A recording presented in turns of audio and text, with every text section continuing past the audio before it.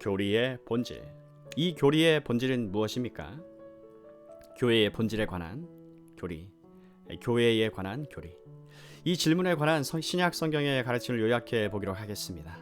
우리는 이것을 어떻게 다룰까요? 우리는 우리의 현재 위치에서 출발하여 이것을 다루어서는 안 됩니다. 저는 이것이 가장 잘못된 생각이라고 믿습니다. 이것 자체에서 시작하는 것은 위험한 일입니다. 우리가 많은 문제들을 시험할 때 이것은 매우 좋은 절차입니다. 의사는 환자의 입장에서 환자를 진찰하는데 다른 많은 문제들에서도 이렇게 해야 합니다. 하지만 이러한 교회의 문제에 직면하게 되었을 때 이것이 실제적인 위험이며 이런 일이 보편적으로 행해졌습니다. 여러분은 교회 그 자체에서 출발한 다음 여러분이 운동을 도입할 수 있는 이러저러한 곳에서 어떻게 수정을 가할 수 있는가 등등에 대해 성찰하기 시작합니다.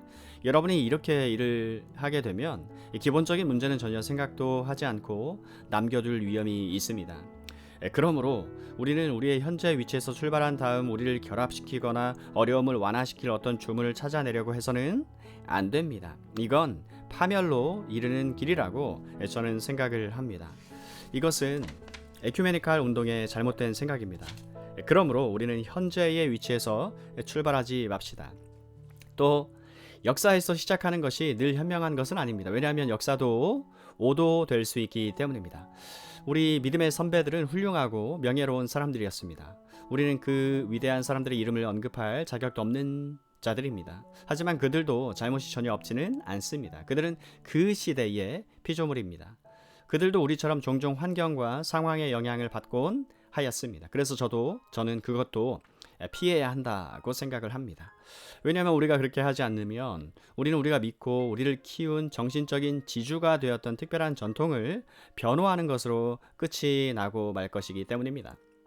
저는 우리가 해야 할 일 가운데서도 최종적으로 정직한 일은 신약 성경으로 돌아가는 것입니다.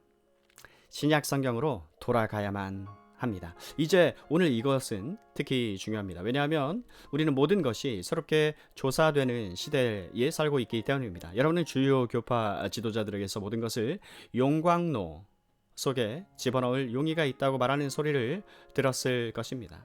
우리도 그렇게 합시다. 과거로 돌아가서 이 교회의 본질이 정확히 무엇인지를 신약 성경에서 찾아 사도행전으로 돌아갑시다. 서신으로 돌아갑시다. 제 말을 오해하지 마십시오. 저는 역사를 기피하고 있는 것이 아닙니다. 제가 말하고자 하는 것은 역사에서 찾기보다 근원으로 돌아가야 합니다. 성경 말씀.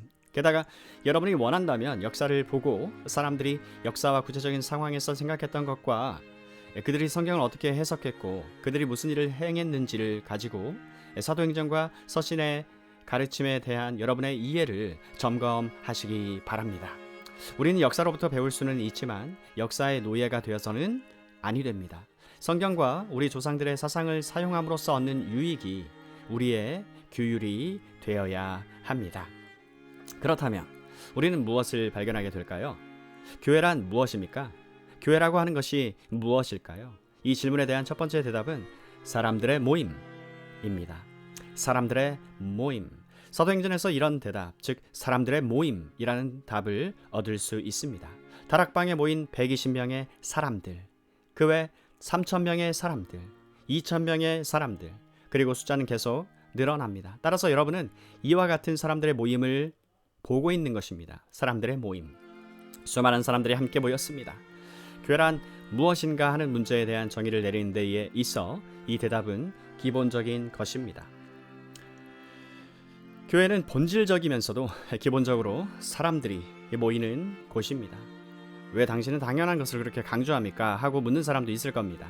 저는 이 질문에 대해 간단히 답할 수 있습니다. 제가 이렇게 하고 있는 이유는 이렇게 하지 않으면 안 되기 때문입니다. 왜냐하면 교회는 사람들의 모임이 아니라 신앙 고백이나 문서에 기록된 무엇으로 간주하는 것처럼 보이는 매우 유명한 가르침이 있기 때문입니다. 또한 이것은 오늘 밤 여기 모인 우리와 생각이 같지 않은 몇몇 복음주의자들 사이에 통용되는 논증입니다. 그들은 소속 교단에 속해 있는 이유에 대해 다음과 같은 논증을 합니다. 사람들이 신앙 고백을 바꾸지 않는 한 우리는 머물 것이다. 물론 사람들이 신앙 고백을 바꾼다면 우리는 즉시 나갈 것이다.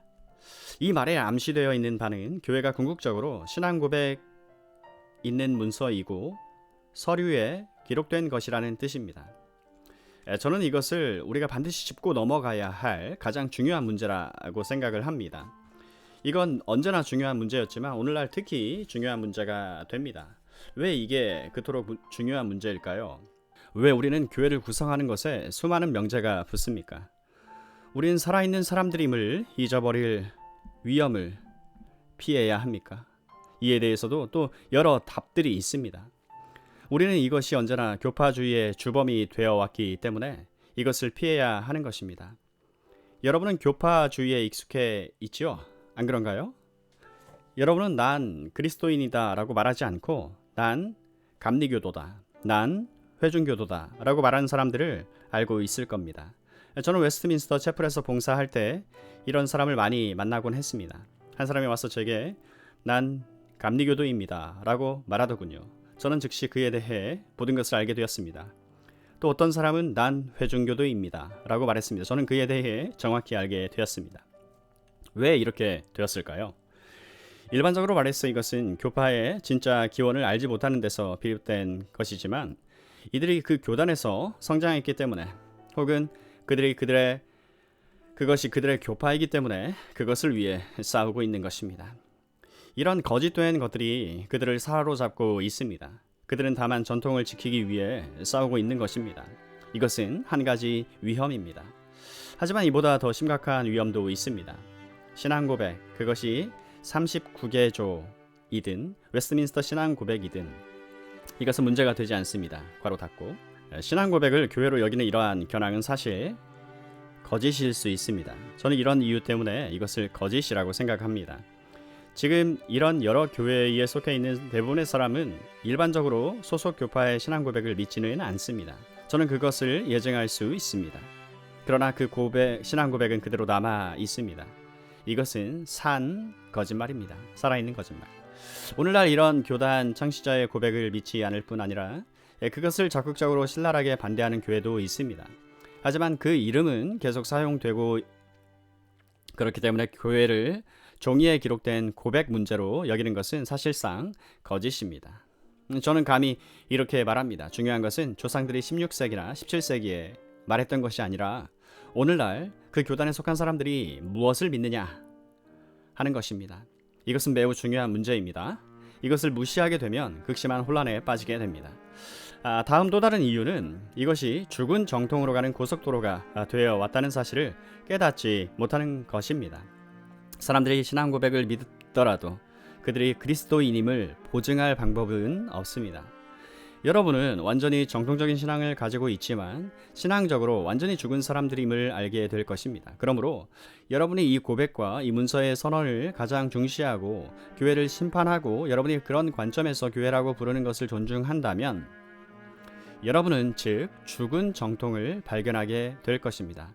이런 상태에서는 사람들이 바른 신앙을 가지고 있을지라도 삶 속에서 이것을 부인하고 또 올바른 신앙 체험이 없고 어떤 때에는 이것을 무가치한 것으로 여기기도 합니다. 그러므로 먼저 교회가 무엇보다도 사람들의 모임임을 강조해야 하는 것입니다. 여러분은 사람들의 모임을 보고 있습니다. 오순절에 사람을 사로잡은 것도 바로 이런 것이었습니다. 수많은 사람들이 함께 모였습니다. 이건 서류상의 선언이 아니었습니다. 따라서 우리는 여기에서 시작해야 합니다. 오늘날에는 이것이 대단히 중요합니다. 신앙 고백이 변할 때까지는 소속 교파에 계속 머물겠다고 말하는 이 친구들에게 줄 수 있는 최종적 대답이 이것입니다. 즉 현대의 전략은 이미 말한 것. 우리는 이것을 변화시키지 않을 것이다. 우리는 이 모든 것을 받아들일 것이다 라는 것이기 때문입니다. 이들이 실제로 말하고 있는 것은 우리는 그것들을 박물관에다 갖다 놓을 것이다 입니다. 이것은 새로운 전략입니다. 이들은 39개의 신조를 바꾸지 않을 겁니다. 그렇다면 이들은 무엇을 할까요? 이들은 이렇게 말합니다. 그렇다. 우리는 이 모든 것을 받아들이겠지만 우리가 지금 믿는 것은 이것이다. 이 입장을 고수하는 교회주의자들 중 한 사람은 이렇게 말했습니다. 사업을 하기 위해 그렇게 하지 않으면 안 되었다. 그러므로 그들이 신앙 고백을 변경할 때까지 기다리게 된다면 여러분은 죽을 때까지 거기 있어야 할 것입니다. 요즘 사람들은 이렇게 주장합니다. 모든 것을 취하고 모든 것을 포함시키자. 모든 것에 입술 봉사를 하고 다음에는 우리가 정말 믿는 것을 전하자. 따라서 교회가 옛 선언이 아니라 살아있는 사람들의 모임이라는 것을 잊어버리는 것보다 더 위험한 건 없습니다. 살아있는 사람들의 모임.